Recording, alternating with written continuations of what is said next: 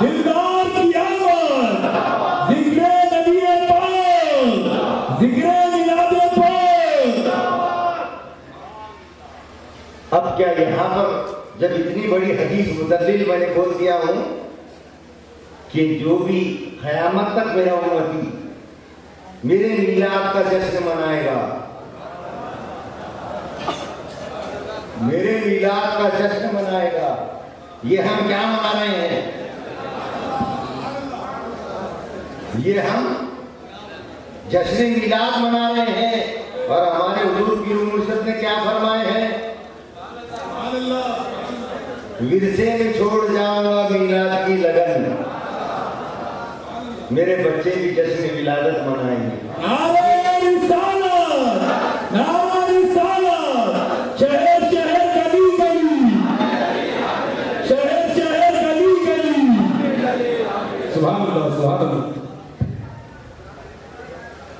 तो हज़रत हुजूर पीर मुर्शिद ने हमको ये विरासत क्या छोड़ के गए? बोलते ना प्रॉपर्टी, तेरे बाप ने तेरे वास्ते क्या छोड़ा? आहा, तो हम सबके बाप ने हमारे वास्ते क्या छोड़ा? ये सबसे बड़ी विरासत है हमारी, ये सबसे बड़ा असासा है हमारा, ये वो दौलत है जो यहाँ तो काम आती जाती है, जो यहाँ पर ये वो दौलत का सिक्का है जो यहाँ पर तो चलता ही चलता है, मगर ये सिक्का आखिरत में भी चलता है। नारे रिसालत, नारे रिसालत, जिक्र मिलाद पाक, जिक्र मिलाद पाक। सुभान अल्लाह, सुभान अल्लाह। ये क्या है? जश्न मिलाद। बिल्कुल सरकार यहाँ पर मौजूद है, सरकार देख रहे हैं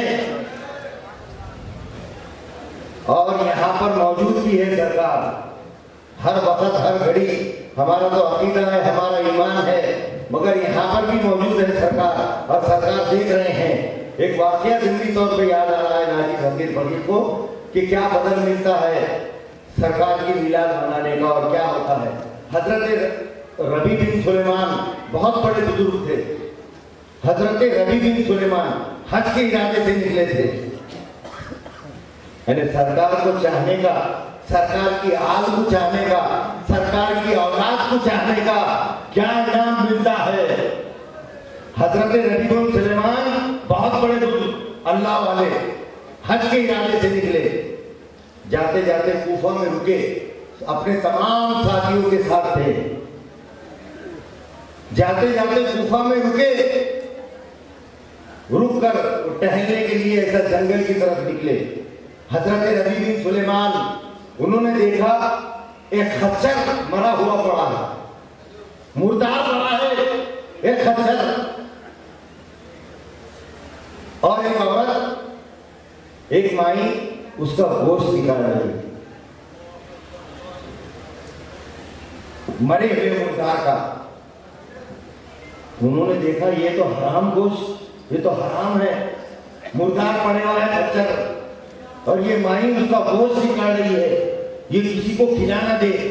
तो हजरत रबी बिन सुलेमान ने उस औरत का ताक़ुब किया, उसका पीछा किया।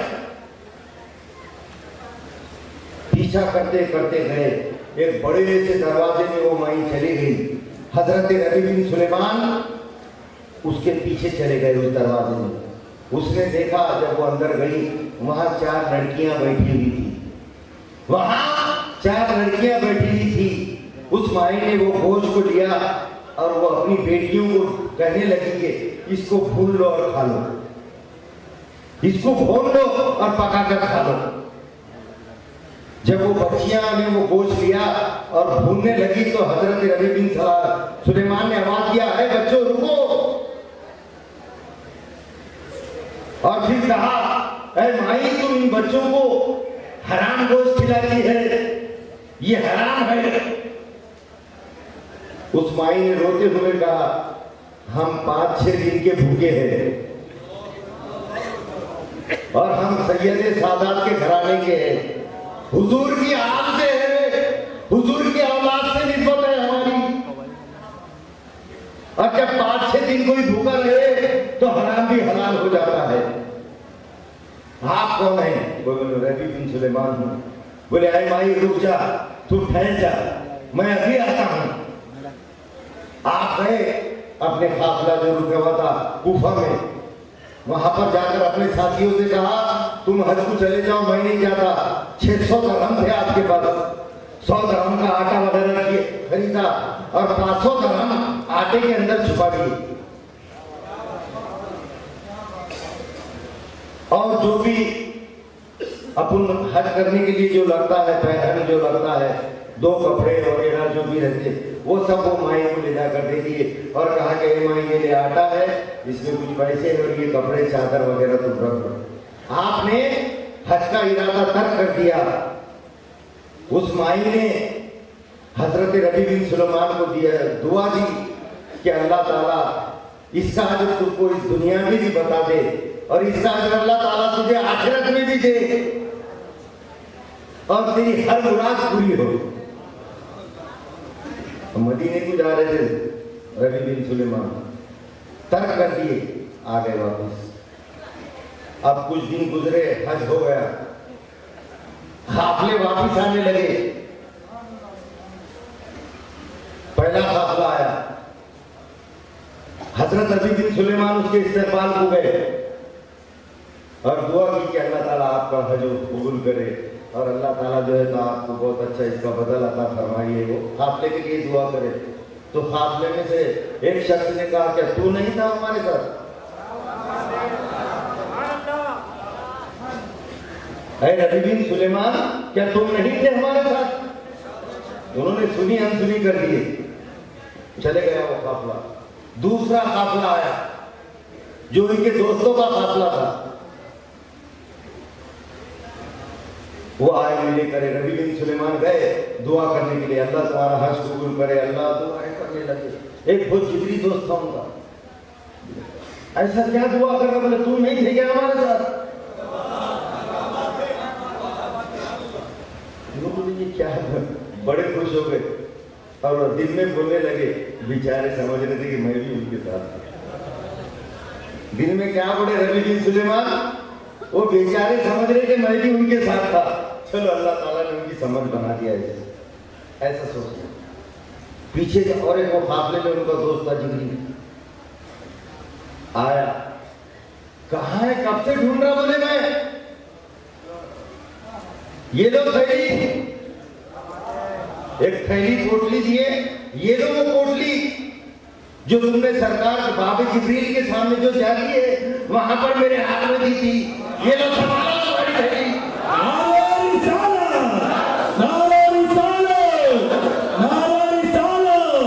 मेरे नबी की क्या पहचान, मेरे नबी की क्या पहचान। सुभान अल्लाह, सुभान अल्लाह। ये लो थैली, मैंने थैली दिया और चले गया।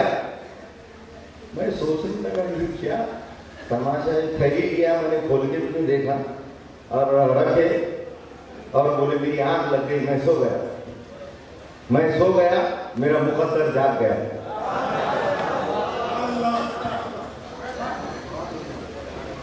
बोले मैं सो गया, मेरा मुकद्दर जाग गया, मेरे ख्वाब में सरकार आए, मेरे ख्वाब में सरकार आए और सरकार ने फरमाया अरे रबी तू मानता ही नहीं कि तू हज में था। अरे रबी तू मानने को तैयार ही नहीं है कि तू हज में था। जब तूने मेरे हाल की मदद की थी, मेरे औलाद की मदद की थी, उसी वक्त जब माई ने दुआ की थी, अल्लाह ताला ने उस माई की दुआ जल्दी कबूल कर ली थी। तूने 600 दरहम दिए थे, ये जो थैली तेरे पास है उसमें 600 दीनार है। 600 दरहम तूने दुनिया में दिए थे, वहां पर मदीने वाली सरकार की तरफ से 600 दीनार आ गए हैं। और नबी बिन सुलेमान जब उस औरत ने दुआ किया था, उसी वक्त अल्लाह ने तेरी शक्ल का एक फरिश्ता बना दिया।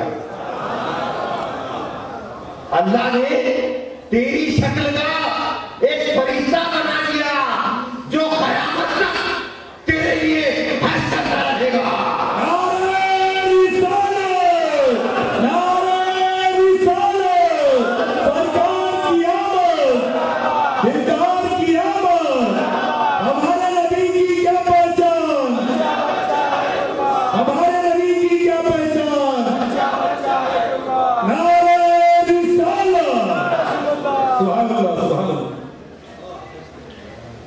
क़यामत तक तेरा हज बदल करता रहेगा।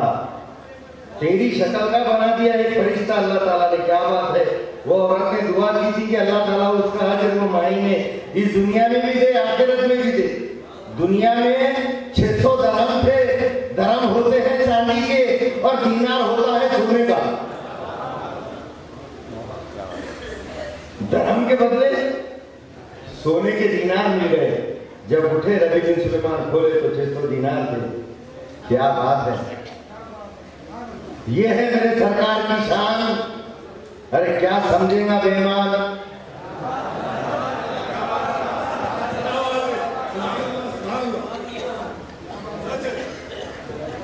और एक जबरदस्त बात, नाजिस हदीस पाक में आता है, मुस्नद अबू याला में इसका जिक्र है कि जब हजरत मूसा अलैहिस्सलाम को आपकी वालिदा ने फिरौन के डर से, जरा थोड़ा सा पानी में, हजरत जब तक नारा लगा नारे रिसालत, नारे रिसालत, सरकार की आमद, दिलदार की आमद, सुभान अल्लाह सुभान। हजरत मूसा अलैहिस्सलाम की वालिदा ने फिरौन के डर से आपको एक संदूक में बंद कर दिया। सबको मालूम है वाकया, हर किसी को मालूम है। अब उसमें से पानी निकालना है अपनी। बातें तो वही है, वही आगले हैं, वही जलन। कोई सोचो दिल में कमी नहीं, जो आग लगा के गए हो तुम, वो लगी हुई है, बुझी नहीं है। क्या बात है, बात तो हुई है, बस बात पर बात है। डॉक्टर साहब, डॉक्टर इकबाल साहब, गौर फरमाइए। हजरत मूसा अलैहिस्सलाम की वालिदा ने फिरौन के डर से उनको एक संदूक में बंद कर दिया और दरिया में बहा दिया, दरिया में छोड़ दिए। अब वो संदूक बहता बहता बहता जहां पर फिरौन और उसकी बीवी हजरत आसिया, जो कि बाद में ईमान ला ली उन्होंने मूसा अलैहिस्सलाम पर, वो खड़े थे। वो संदूक बहता हुआ उनकी नजरों के सामने से जाने लगा। हजरत आसिया और फिरौन खड़े थे। हजरत आसिया ने उनके सिपाहियों को हुक्म दिया, सिपाहियों संदूक निकालो। मैं बोलता हूँ ऐसे क्यों, ऐसा वो अलग बोले होंगे, मगर तुमको समझ में आना हो कैसा बोलता मैं, सिपाहियों संदूक निकालो। ऐसा दिखना कि सही भी हो रहा भी है वाकया, पिक्चर सामने नजर आ रहा। वो सिपाहियों ने हजरत आसिया के हुक्म से संदूक निकाले। देखिए खोले उसको, उसमें था एक बच्चा, हजरत मूसा अलैहिस्सलाम। अब हजरत आसिया ने उसको गोद में लिया और लेकर कहा, खुर्रतुल ऐनी नी लका। फिरौन ने कहा, फिरौन को हजरत आसिया ने कहा, खुर्रतुल ऐनी नी लका, ऐ फिरौन ये बच्चा मेरे और तेरे आंखों की ठंडक है।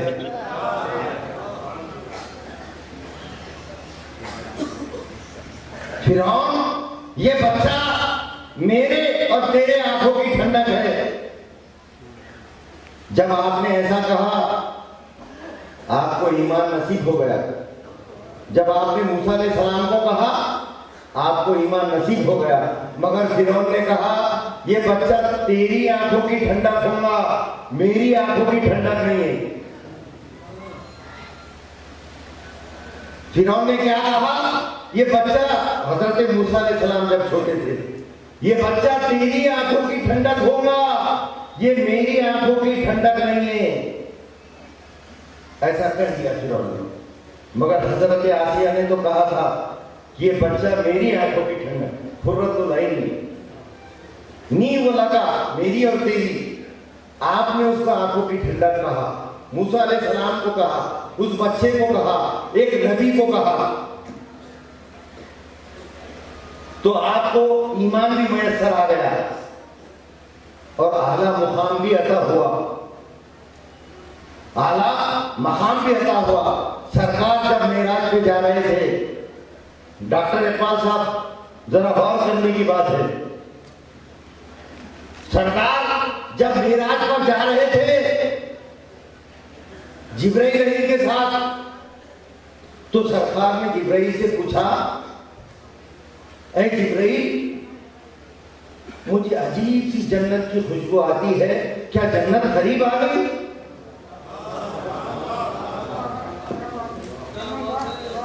ऐ जिब्राइल, मुझे अजीब सी जन्नत की खुशबू आती है, क्या जन्नत करीब आ गई? जिब्राइल ने कहा, नहीं आका, अभी जन्नत नहीं आई, यहां पर हजरत आसिया की मज़ार है। जब आपने मूसा अलैहिस्सलाम को बचपन में कहा, खुर्रतुल ऐन, ये बच्चा मेरी आंखों की ठंडक है, तो आपको ईमान भी नसीब हो गया और जन्नत में ये आला मकाम भी मिला। सुनिए गौर से बात, हजरत आसिया ने बचपन में मूसा अलैहिस्सलाम को बचपन में कहा, ये बच्चा मेरी आंखों की ठंडक है, उनको ईमान भी मैसर हो गया, उनको जन्नत में आला मुकाम भी मैसर मिल गया। तो जब हम सरकार का कलमा पढ़ने वाले, सरकार के उम्मती, जब सरकार का नाम आता है तो हम चूमते हुए कहते हैं, खुर्रतुल ऐन जिका या रसूलल्लाह।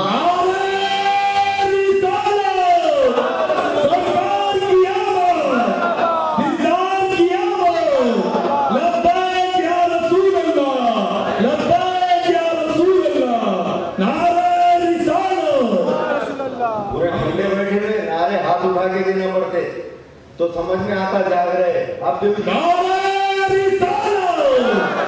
सरकार की आमद, दिलदार की आमद, नारे रिसालत, नारे रिसालत, लब्बैक लब्बैक लब्बैक या रसूल अल्लाह, लब्बैक लब्बैक लब्बैक या रसूल अल्लाह।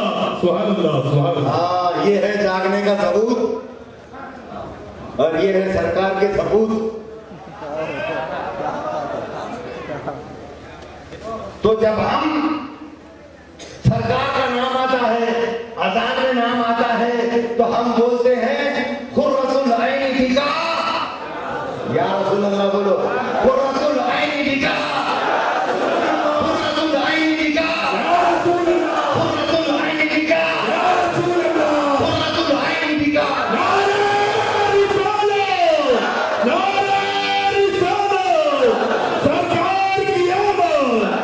दिलदार की आमद, मुख्तार की आमद, अबरार की आमद। सुभान अल्लाह, सुभान अल्लाह।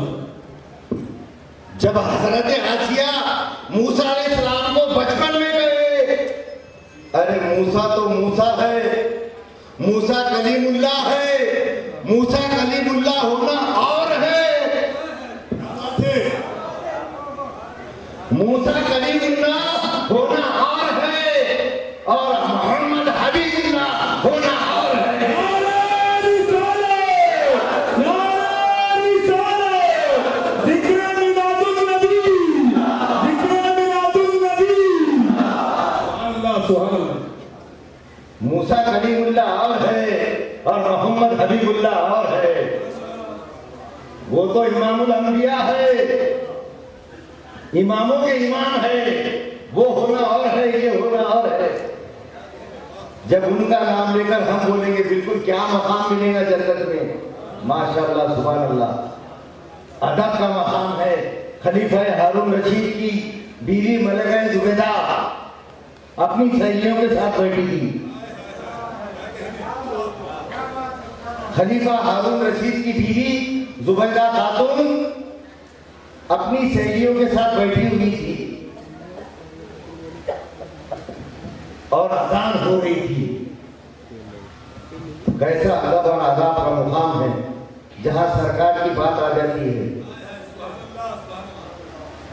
मलाइका जुबैदा खातून अपनी सहेलियों के साथ बैठी थी, अजान की आवाज आने लगी तो बातें कर रही थी। सहेलियां बोले खामोश, चुप बैठो, खामोश, अजान हो रही है, खामोश। बीच में एक सहेली ने बोलने की कोशिश की तो जुबैदा खातून ने उसको भी चुप बिठा दी।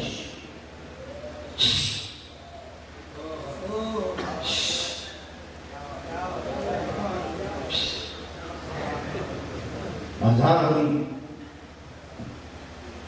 अजान के अदब में खुद भी खामोश हो गई, सहेलियों को भी खामोश करा दिया।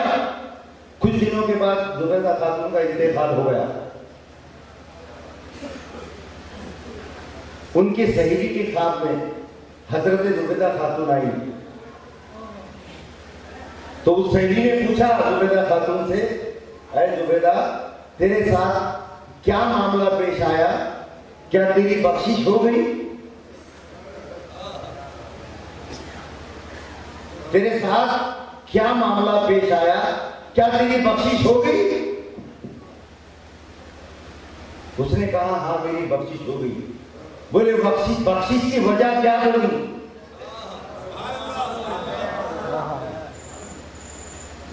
बख्शिश की वजह क्या बनी? बोले बख्शिश की वजह यह बनी कि जब भी अजान होती थी मैं उसके अदब में खामोश हो जाती थी। तो एक अजान का अदब करे तो उसकी अल्लाह ताला बख्शिश कर दे। जो कोई अजान का अदब करे अल्लाह ताला उसकी बख्शिश कर दे। जो जिसके तुफैल में अजान मिली, जिसके तुफैल में नमाज मिली, जिसके तुफैल में हज मिला, जिसके तुफैल में रोजा मिला, अगर हम उसका अदब करेंगे तो हमको क्या मिलेगा?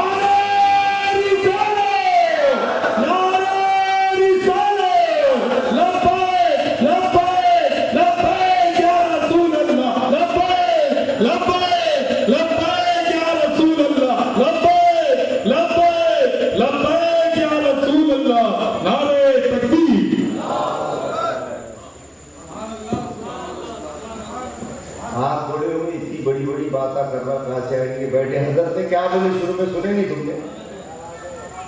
मैं भी थोड़ा सा बोल देता तो क्या बोले सुने नहीं तुमने? सुने कि नहीं सुने?